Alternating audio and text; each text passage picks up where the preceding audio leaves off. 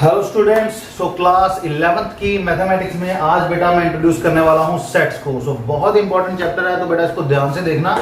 और बेटा सबसे इंपॉर्टेंट चीज सेट्स के अंदर ये है कि जब आप सेट्स की बात करते हो तो सेट्स जो है वो डिपेंडेंट है बेसिकली बेटा हमारा रिलेशन फंक्शन, मतलब बेसिकली रिलेशन फंक्शन जो है वो सारा सेट्स पे डिपेंडेंट है। और भी चैप्टर्स है मैथ्स में जो सेट्स पे डिपेंडेंट है, और रिलेशन फंक्शन जो है उसकी बहुत इंपॉर्टेंस है, इसलिए हमें सेट्स को बहुत अच्छे तरीके से समझना पड़ेगा। तो जो सेट्स है बेटा, सेट्स को समझने से पहले बेटा आप एक तो लाइक बटन दबाइए और चैनल को शेयर कीजिए। और बेटा हम शुरू करते हैं सेट्स।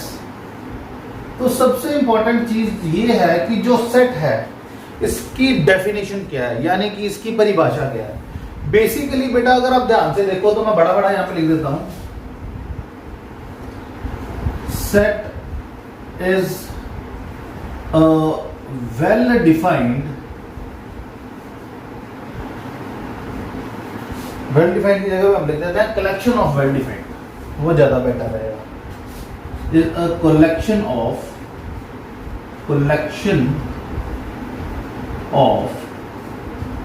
Well defined objects. अब वेल डिफाइंड का मतलब बेटा यहां पे समझने वाला है। कलेक्शन का मतलब तो मैं बताइए, पर वेल डिफाइंड का मतलब है कि इसकी जो डेफिनेशन है दैट शुड नॉट वेरी, यानी कि person to person, situation to situation ये वेरी नहीं करनी चाहिए। जैसे फॉर एग्जांपल मैं आपको एक समझाता हूं कि पहले तो यहां पे लिख देते हैं कि the definition should not change नहीं करनी चाहिए। जैसे कि फॉर एग्जांपल कि अगर मेरे को इस माहौल में सर्दी लग रही है, सपोज करो, तो किसी और को नहीं लग रही है, तो हो सकता है मुझे बुखार हो या कुछ हो। सो बेसिकली क्या है कि एक ही सिचुएशन के अंदर जब एक चीज की दो डेफिनेशन अलग अलग हो जाए तो वो सेट नहीं होगा। यानी कि अगर मैं आपसे बात करूं कि दुनिया के बेस्ट टैलेंटेड क्रिकेट पर्संस, तो अब मैं अगर बोलूं कि 10 टॉप के क्रिकेट पर्संस ढूंढो, तो हो सकता है कि आपके अकॉर्डिंग उसमें सचिन तेंदुलकर या जो हमारे इंडियन टीम के ज्यादा आए, बट हो सकता है कि कोई और अगर दुनिया में से हम बंदा उठाएं उसके अकॉर्डिंग अगर हम टॉप टैलेंटेड जो है उसकी बात करें क्रिकेटर्स की, तो वो अपने हिसाब से एक अलग लिस्ट दे दे। किसी को बैटिंग पसंद है, किसी को बॉलिंग पसंद है, किसी को ऑलराउंडरशिप पसंद है, किसी को बॉलर्स पसंद है। सो बेटा सबसे इंपॉर्टेंट चीज यही है कि आपको एक ऐसी चीज लेनी है जिसकी डेफिनेशन चेंज ना हो पर्सन टू पर्सन। अब इसका भी एक सबसे जबरदस्त एग्जांपल जो है वो है कि अगर मैं नंबर्स ले लूं, जैसे फॉर एग्जांपल के even numbers less than 10, natural even numbers less than 10, यानी कि 2, 4, 6 और 8। अब 10 से कम वाले जो हमारे इवन नंबर्स हैं, ठीक है, इवन नेचुरल नंबर्स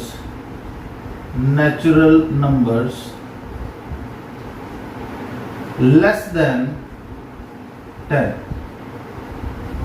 तो बेटा ये डेफिनेशन दुनिया में किसी बंदे से पूछ लो, मेरे से पूछ लो, तुम आपसे पूछ लो या किसी से पूछ लो, तो ये डेफिनेशन चेंज नहीं करती है। तो ये एक सेट होगा।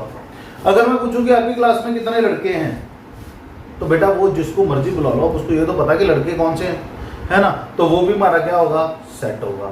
तो अगर मैं पूछूं कि आपके स्कूल में फिजिक्स टीचर्स कितने हैं, तो मैंने स्पेसिफाई कर दिया फिजिक्स टीचर जो सिर्फ फिजिक्स पढ़ाते हैं, तो बेसिकली क्या होगा कि वो भी एक वेल डिफाइंड सेट हो जाएगा।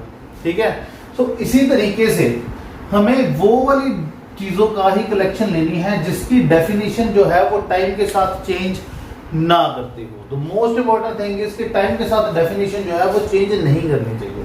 अब जैसे अगर मैं बात करूं कि कलेक्शन ऑफ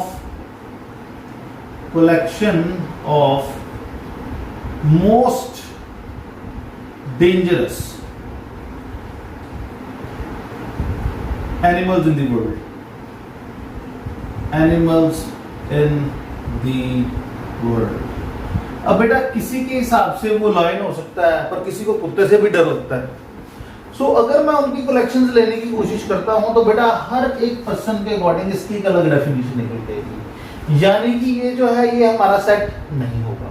तो सेट को डिफाइन करने के लिए सबसे इंपॉर्टेंट चीज यहाँ पे यही है कि आपको वो वाली चीजों को लेना है जिसकी जो कलेक्शन है वो वेल डिफाइंड हो। जैसे कि दो सबसे अच्छी एग्जांपल जो इसके अंदर है सेट्स की के the collection of all vowels in English language.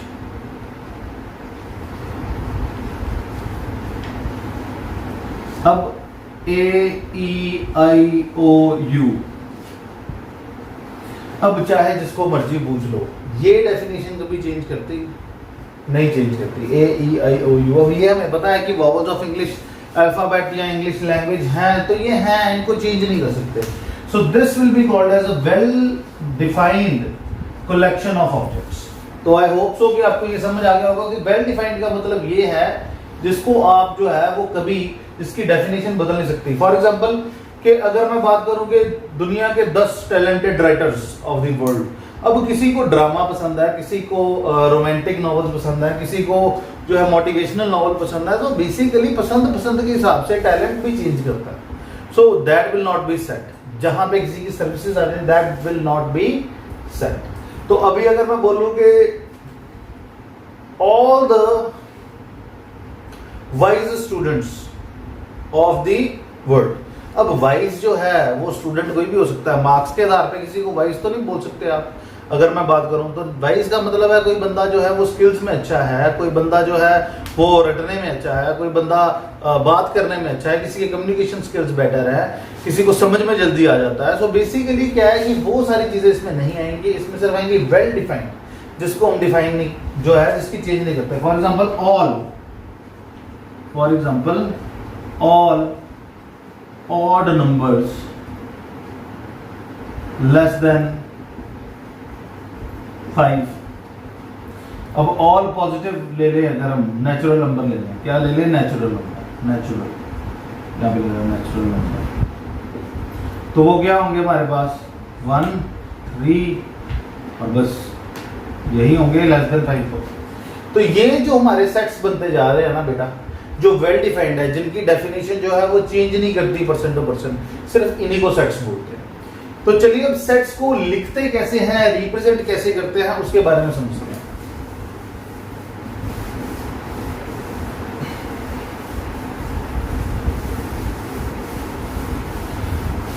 तो बेटा लिखते समय जो सेट्स है ना, सेट्स की रिप्रेजेंटेशन दो तरीके से होती है। सेट्स इनको दो तरीके से लिखा जा सकता है। एक है हमारे पास रोस्टर फॉर्म और एक है हमारे पास सेट बिल्डर।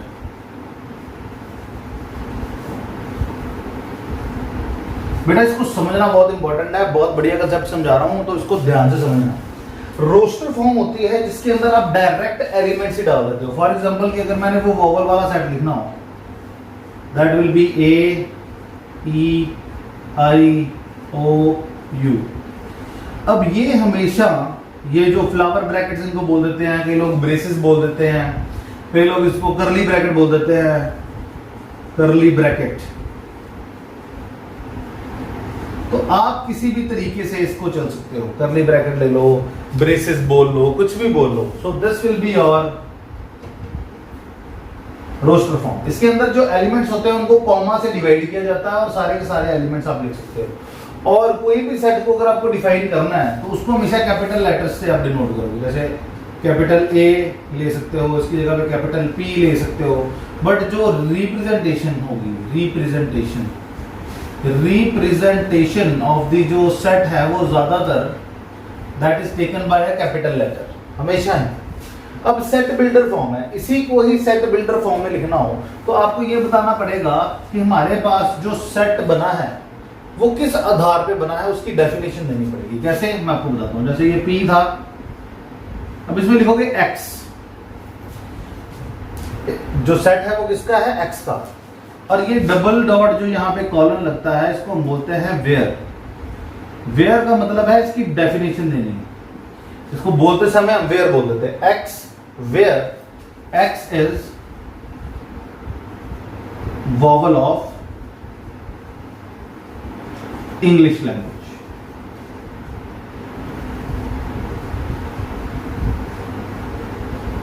कि वो सारे एक्स जो है वो आपने इसके अंदर लिखने हैं, ब्रेसिस के अंदर लिखना है सेट को।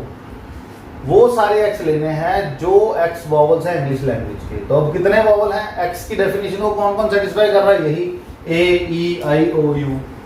सो बेसिकली आपको पूरे का पूरा यहाँ पे इसकी डेफिनेशन बतानी पड़ेगी।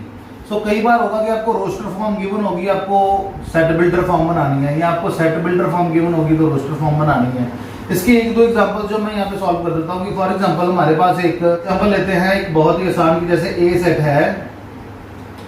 ए सेट के अंदर हमारे पास यहाँ पे वैल्यू है सबसे पहले तो 4 1, 4, 9, 16 ऐसे करके 4 हमने वैल्यूज ले ली। तो बेसिकली ये क्या है, अगर आप इसको ध्यान से देखोगे तो इसको आप लिख सकते हो ऐसे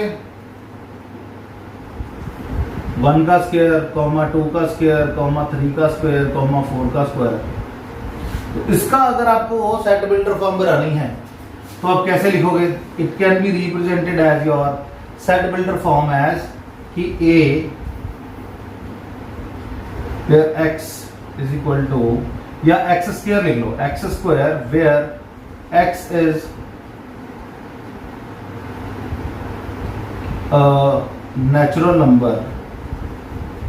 natural number such that कि x की वैल्यू किससे है? 1 से लेके 4 तक है। So 1 is less than equal to x is less than equal to 4। तो इस तरीके से आप लिख सकते हो कि 1 से लेके 4 तक x लेने हैं, इक्वल टू के निशान भी डाल दिए बीच में। तो आपको क्या करना है? उसका स्क्वायर करना है। तो 1 का स्क्वायर, फिर उसके बाद 4 का स्क्वायर, सॉरी 2 का स्क्वायर, फिर 3 का स्क्वायर, फिर 4 का स्क्वायर। सो इस तरीके से बेटा आप लिख सकते हो किसी भी रोस्टर फॉर्म को सेट बिल्डर फॉर्म में और सेट बिल्डर फॉर्म को रोस्टर फॉर्म में। तो ये भी समझ आ गया होगा। तो अभी चलो थोड़े बहुत क्वेश्चन हम समझते हैं जिससे हमें ये पता चल जाएगा कि सेट्स की डेफिनेशन के अकॉर्डिंग कैसे सम सॉल्व करना है, और या रोस्टर या इसके अकॉर्डिंगली कैसे सॉल्व करना है। फिर मैं आपको बताऊंगा कि बिलोंग्स टू और नॉट बिलोंग्स टू वाले सम्स कैसे सॉल्व करते हैं। सो चलिए मैं आपकी बुक पकड़ लेता हूं यहाँ पे। तो इसके अंदर जैसे हमारे पास है एक्सरसाइज 1.1 के अंदर कि the collection of all the months of the year beginning with the letter J। तो बेटा सबसे इंपॉर्टेंट चीज अगर आप ध्यान से देखोगे तो इसके अंदर हमारे पास J से शुरू होने वाले कौन से मंथ है? एक तो होगा जनवरी, फिर उसके बाद जून, फिर उसके बाद जुलाई। अब किसी भी बंदे से दुनिया में पूछ लो कि भाई ईयर के अंदर J से शुरू होने वाले कितने मंथ्स है, तो वो यही 3 आंसर बताए। तो यानी कि ये क्या हो गया? हमारा सेट हो गया। और team of 11 best cricket batsman in the world. अब बेटा वही बात है कि अगर बेस्ट बैट्समैन की बात करें तो कोई जो है जिसका स्ट्राइक रेट बेटर है, कोई ऐसा है जो सिक्सर ज़्यादा लगाता है, कोई ऐसा है जिसके 4 ज़्यादा है। सो बेसिकली क्या है कि there is no particular criteria. So इसलिए इसकी डेफिनेशन चेंज होती रहेगी and this will not be a set. इसके बाद collection of all even integers. देखो collection of all even integers, बेटा मैं इंपॉर्टेंट बता रहा हूँ, ध्यान से देखना। ऑल इवन इंटीजर्स अगर मैं यहाँ पे सेट के फॉर्म में लिखूं, मैंने इसलिए सेट बिल्डर फॉर्म और रोस्टर फॉर्म पहले समझा दी थी सो दैट कि मैं आपको यहाँ पे बता सकूं। अब देखो all even 2, 4, 6 up to so on ऐसे करके हम चलते जाएंगे। तो बेटा ये तो कभी खत्म नहीं हो गया, बट ये है कि ये डेफिनेशन इसकी चेंज नहीं हो रही ना। सो इसलिए ये भी क्या होगा? हमारा सेट होगा। अब collection of the most dangerous element in the world, वो हमने पहले ही डिस्कस कर लिया कि वो हमारे पास डिपेंड करता है पर्सन टू पर्सन। सो इसलिए हम उसको भी सेट कंसिडर नहीं करेंगे। और एक और है कि हाँ, the collection of novels written by the writer Munshi Premchand. अब मुंशी प्रेमचंद ने जितने भी नॉवेल्स लिखे हैं तो उसकी लिस्ट बनी होगी।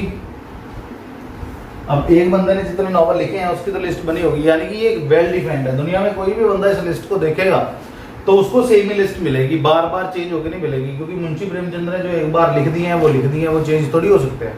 सो बेसिकली हमारे पास ये जो है ये विल हमारा सेट होगा, बिकॉज इसकी डेफिनेशन चेंज नहीं होगी। तो बेटा ये था। अब मैं आपको थोड़े से वो वाले क्वेश्चन सॉल्व करके बताता हूँ जिसके अंदर हमने set builder to roster form में जाना है और roster form to set builder form में जाना है। तो क्वेश्चन नंबर 3 है जो उसका फर्स्ट पार्ट है, ध्यान से देखना बेटा इसको। x where x is an integer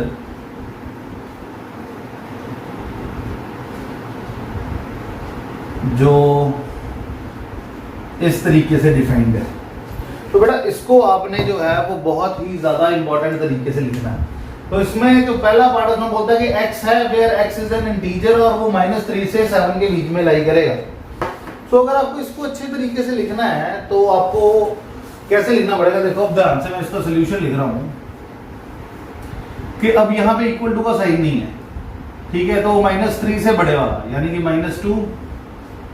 अब इंटीजर्स हैं तो इंटीजर्स में हमें पता कि पॉइंट्स नहीं आते हैं, तो आ जाएगा -1, फिर आ जाएगा 0, फिर आ जाएगा 1, फिर आ जाएगा 2, फिर आ जाएगा 3, फिर आ जाएगा 4, फिर आ जाएगा 5, फिर आ जाएगा 6, पर 7 नहीं आएगा बिकॉज 7 के साथ भी इक्वल टू नहीं है।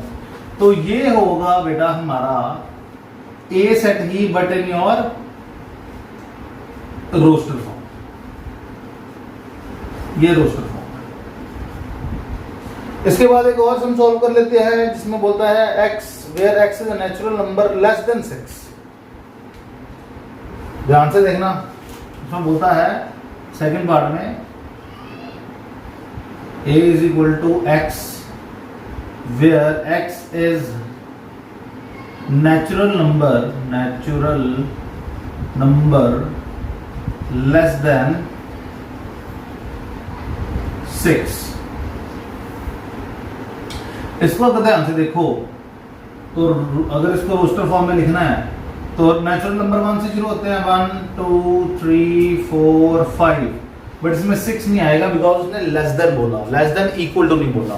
तो ये छोटी छोटी चीजों का बेटा आपको ध्यान यहाँ पे रखना पड़ेगा, अगर आप नहीं रखोगे तो क्वेश्चन गलत होने के चांसेस ज्यादा है।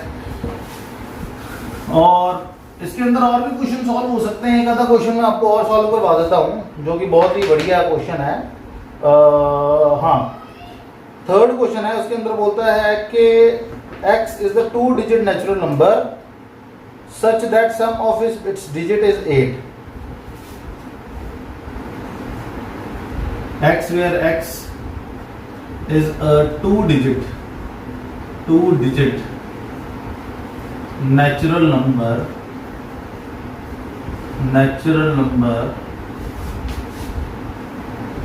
sum of whose digits is 8। तो नेचुरल नंबर क्या होते हैं हमारे 1 से शुरू हो जाते हैं। तो अगर ध्यान से देखो तो इसके सोल्यूशन के अंदर 17 है, 1 + 7 8, 2 और 6 8, 3 और 5 8, फिर 4 4 8, 5 3 8, 6 2 8, 7 1 8 और 8 0। तो बेटा ये नहीं सोचना आपने कि इसमें एक जो है वो हमारा जो है नेचुरल नंबर नहीं है, नहीं, इनका सम जो है वो नेचुरल नंबर के बराबर होना चाहिए। सो ये सारे जो होंगे आपके 17 से लेके 80 तक, तो इनमें जौन सा मर्जी बेटा आप डिजिट देख लो, 2 डिजिट नंबर है, इनके डिजिट्स को ऐड करोगे तो सबका सम क्या बन रहा है 8। सो इस तरीके से बेटा आपको जो है इसको सॉल्व करना। अब बेटा मैं सबसे इंपॉर्टेंट चीज इस जो एक्सरसाइज है उसकी और बता रहा हूं आपको, उसको ध्यान से देखना कि एक होता है ये सिंबल, एक होता है ये सिंबल, इसका मतलब होता है बिलोंग्स टू, यानी कि ये बिलोंग करता है, और इसका मतलब है नॉट बिलोंग्स टू, कि ये बिलोंग नहीं करता है। जैसे एक सेट ले लेते हैं आप 1 2 3 4 5 6, ये आपकी बेटा टेक्स्ट बुक का क्वेश्चन ही है, तो यहाँ पे ले लेते हैं 2 8 10 4। तो अगर यहाँ पे डैश डाल के मैं लिख दूं कि ये है सेट ए, फिर यहाँ पे डैश डाल के लिख दूं ए, यहाँ पे डैश डाल के लिख दूं ए, यहाँ पे डैश डाल के लिख दूं ए, तो आपको पूछूं इसमें आपने ये दोनों सिंबल्स में से सिंबल लगाने हैं, तो 2 बिलोंग करता है, 2 है इस सेट में, तो जी बिल्कुल है, देन इट बिलोंग्स टू ए। तो 8 बिलोंग करता है सेट में, तो आप बोलोगे जी नहीं बिलोंग करता। तो 10 बिलोंग करता है, तो आप बोलोगे जी नहीं करता। 4 बिलोंग करता है, तो बोलोगे जी करता है। तो इस तरीके से आपको ये डैशेस भरनी होती हैं, जो कि बहुत आसान काम है कि जो बिलोंग करता है, जिसका नाम सेट में है, जिसके एलिमेंट्स सेट के अंदर हैं, तो उनको आप यहाँ पे बिलोंग्स टू लिख दोगे, और जो नहीं है उसको आप नॉट बिलोंग्स टू लिख दोगे। अब बेटा मैं आपसे बात करूंगा प्रॉपर्टीज ऑफ द सेट के बारे में। किसके बारे में बात करूंगा? Properties of the set. ये पूरी वीडियो बेटा देखना बहुत इंपॉर्टेंट है, क्योंकि इसमें सारी में कुछ ना कुछ नया आपको पता चलता रहेगा। अब प्रॉपर्टीज ऑफ द सेट की बात करूं, प्रॉपर्टीज ऑफ सेट, तो सेट की मेनली 2 प्रॉपर्टीज है, एक नंबर 1, दूसरी नंबर 2। पहली जो प्रॉपर्टी है उसको ध्यान से देखना बेटा, दी नंबर्स या the elements of the set must not be repeated.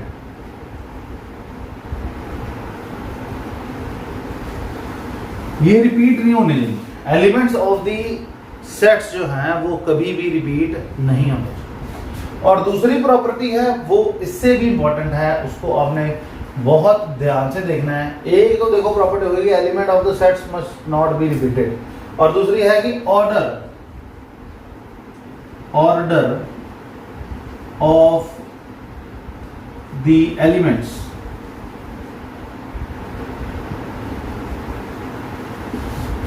does not affects the set। यानी कि अगर मैं बात करूं कि आपका अगर सेट ए था, वही वॉवल्स वाला ए ई आई ओ यू, तो जरूरी नहीं है कि आपको इसी ऑर्डर में लिखना है, ऑर्डर आगे पीछे भी हो सकता है। It will be equal to the set A, जिसके अंदर हम लिख सकते हैं ओ ए ई आई यू।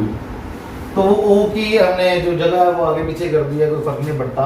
अब यहाँ पे एक और चीज है कि जैसे एक वर्ड है लॉयल, LOYAL, तो अगर आपके पास क्वेश्चन है कि set of the letters of the word loyal, तो इसका अगर बेटा आपको सेट बनाना है तो L आ गया, OYAL। बस इसके अंदर अगर आप ध्यान से देखोगे तो हमारे पास L 2 बार आ रहा है। बस ये वाला जो रूल है ये तब लग जाएगा कि 2 बार हमारे पास किसी भी सेट के अंदर एलिमेंट रिपीट नहीं होना चाहिए, यानी कि ये वाला L यहाँ पे नहीं आएगा। So it will be just like this. For example अगर मेरे को सेट बनाना पड़े बेटर का, BETTER, बेटर, तो इसका अगर सेट बनाएंगे इसमें B आ जाएगा, E आ जाएगा, T आ जाएगा, दोबारा से T नहीं आएगा, दोबारा से E नहीं आएगा, और R आ जाएगा। So this will be the set of the letters better. So इस तरीके से बेटा आपकी जो फर्स्ट एक्सरसाइज है उसके सारे सम सॉल्व होते हैं, कुछ ज़्यादा और इसके अंदर समझ नहीं है, बिकॉज यही सारी चीज़ें जो हैं ये समझने वाली थी एक्सरसाइज 1.1 के अंदर।